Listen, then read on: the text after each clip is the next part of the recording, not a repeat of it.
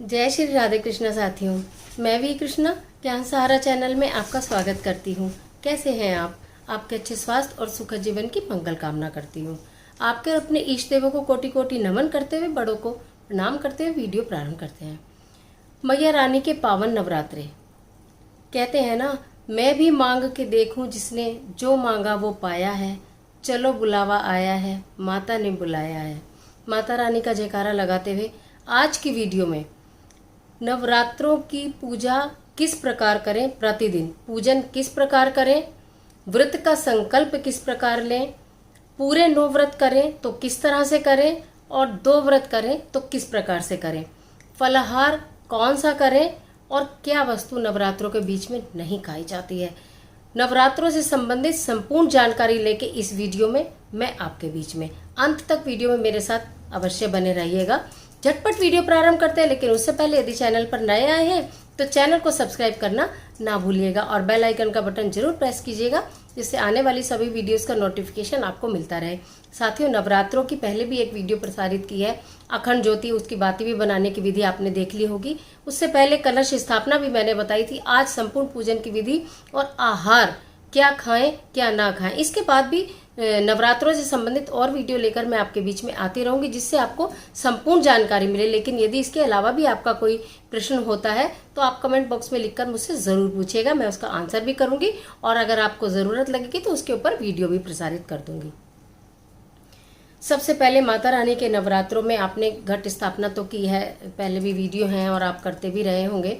घट स्थापना करने के बाद बात आती है कि हमें व्रत का संकल्प लेना है।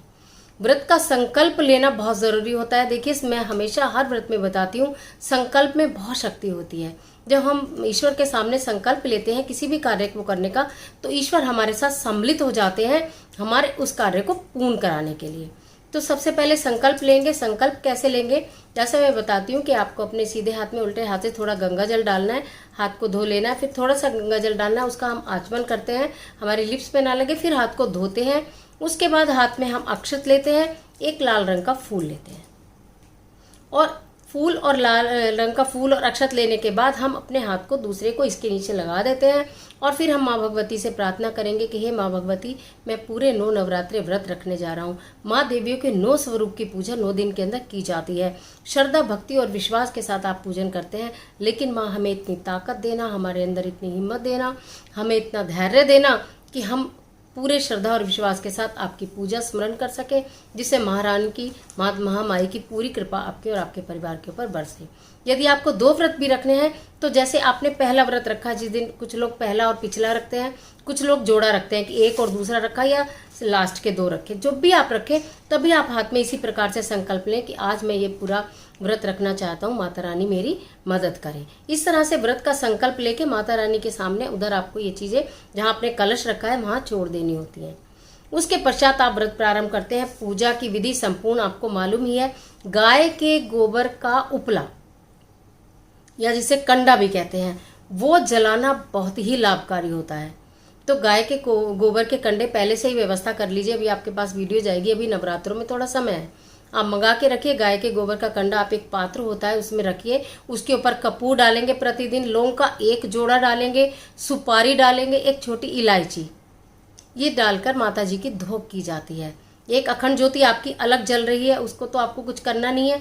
एक दीपक आप प्रतिदिन की पूजा का जो आप जलाते हैं वो आप जला के, और एक अंगारी जिसे हम कहते हैं, जो मैंने बताया है कि उपले से जो आप करेंगे, वो माता रानी की धूप की जाती है। उसके बाद जो भी भोग प्रसाद आपने बनाया, एक वीडियो में आपके लिए वो भी प्रसारित कर रही हूँ कि पूरी 9 देवियों को किस प्रकार का भोग, हर देवी का अलग अलग क्या भोग होता है, हर माता रानी को कौन से प्रकार का पुष्प चढ़ाया जाता है, माता रानी क्या वरदान देती हैं और उनको कौन से रंग के वस्त्र पहनकर हमें पूजा करनी चाहिए। यदि संभव हो तो आप उससे भी कुछ मदद लेकर वो भी कर सकते हैं, नहीं तो जैसा आप चाहे वैसा भी कर सकते हैं। पंचमेवा का प्रसाद बनाकर भी कुछ लोग रख लेते हैं, उसके अंदर मिश्री अवश्य रखिएगा, तो वो वाला प्रसाद भी आप चढ़ा सकते हैं। कुछ भी चढ़ाएं, लेकिन चढ़ाएं जरूर। पंचामृत भी बनाते हैं, वो भी आप करते हैं। तो इस तरह से संकल्प लेकर पूजा करते हैं। शाम की जो पूजा होती है, तो माता रानी को आपने अपने घर में स्थापित किया है, चाहे कोई 9 व्रत रखे, चाहे कोई 2 व्रत रखे, माता रानी की स्थापना सब करते हैं। और आप खेतरी भी बीजते हैं। खेतरी बीजने की पूरी वीडियो मैं आपको विधि पूर्वक बताऊंगी कि आपके हरे भरे ज्वारे कैसे रहें, उसमें कोई परेशानी ना हो। जितने ऊंचे ज्वारे होंगे उतना ही आपका साल बढ़िया जाएगा। तो वो तो आप करेंगे ही। उसके पश्चात जो सुबह शाम की जोत होती है, शाम की जोत गोधूली के समय लगाई जाती है माता रानी की। गोधूली मतलब जब गैया चर के वापस आती है, गोधूली का समय होता है वो, उस समय शाम को माता रानी की जोत लगाई जाती है। शाम की जोत भी माता रानी की आप कपूर से ही लगाएं। अगर संभव हो तो पूरे घर में घुमाएं, और अगर नहीं संभव हो तो जहां आपने स्थापना की हुई है वहीं पर रखें।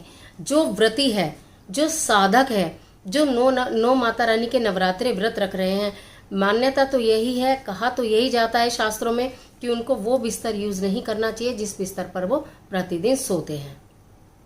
उनको दूसरा ही बिस्तर यूज करना चाहिए। या तो अखंड जोत जलिए, आप उसके पास अगर व्यवस्था है तो सो जाइए। और कई बार ऐसा होता है कि उतनी जगह नहीं होती है तो नीचे सोएं, तो आप कहीं भी सोएं तो उसकी बेडशीट आप चेंज करके आप तब अपना अलग से आप सात्विक तरीके से वो समय आप अपना व्यतीत करें जिसमें आपने पूजा की है। अब मेरे पास प्रश्न आते हैं कि जो मेरी बच्चियां हैं या बहनें हैं जो जॉब करती हैं कि हमें सुबह इतनी जल्दी में हमें समय नहीं होता है कि हम पूरी तरह से पाठ करें, दुर्गा चालीसा पढ़ें या दुर्गा सप्तशती हमारा पढ़ने का मन है, या हमें कुछ भी जो भी करने का मन है हम नहीं कर पाते। तो कोई भी चिंता की बात नहीं है। माता रानी माँ है, जगत जननी है, सबके हृदय की बात को समझने वाली है। श्रद्धा भाव से आप सुबह माता रानी की जोत जलाकर हाथ जोड़िए, और उसके पश्चात श्रद्धा भाव से शाम को उस समय के समय आप पूरी पूजा कर लीजिए। दोनों समय पूरी पूजा नहीं कर पाते तो एक ही समय कर लीजिए, लेकिन परेशान न होइए, मन में शंका मत लीजिए कि हम कैसे करेंगे, हमारा कहीं ऐसा ना हो पूरा व्रत ना हो पाए और हमारा कुछ छूट जाए और हम व्रत भी रह रहे हैं। लेकिन मन में दुविधा ना रखें, बस माता रानी से हाथ जोड़कर माफी मांग लें। कुछ भी आपको ऐसा लगता है कि आज मैंने ये करा, मुझे नहीं करना था, क्योंकि मन क्रम वचन से भी हम लोग सात्विक होते हैं। कभी बार कहीं मुंह से कोई ऐसे शब्द भी निकल जाते हैं या कुछ किसी से कुछ बात भी हो जाती है, तो माता रानी से क्षमा प्रार्थी है। क्षमा हर चीज का समाधान है, क्षमा मांग लीजिएगा। ये तो आपकी पूजा की विधि हुई जो आपको विधि विधान से पूरी करनी है। जो आपका जोत जली है सुबह शाम, उसके अंदर आपको घी देखना है और डालना है। वो पूरी वीडियो में मैंने आपको विधि बताई दी है।